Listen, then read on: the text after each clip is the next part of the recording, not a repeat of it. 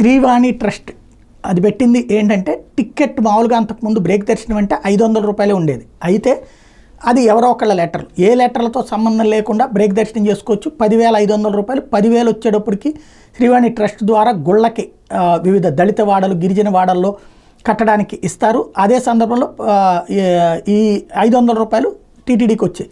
దీని మీద రకరకాలైనటువంటి చర్చ, ప్రచారము అంతా నడిచింది. ఇప్పుడు శ్రీవాణికి సంబంధించినటువంటిది టికెట్లు ఆన్లైన్లోనూ దొరుకుతున్నాయి, లేదా ఎయిర్పోర్ట్లో దొరుకుతున్నాయి. అట్లా కాకుండా అక్కడికి వెళ్ళినా కూడా ఈ టికెట్ దొరికేటందుకు గాను శ్రీవాణి ట్రస్ట్ భక్తుల కోసం టికెట్లు జారీ చేసేందుకోసం కొత్త నిర్ణయం తీసుకున్నారు. గోకులం వెనకాల వైపు ఉన్న ఖాళీ స్థలంలో ఒక కౌంటర్ ఏర్పాటు చేయడానికి రెడీ అవుతున్నారు.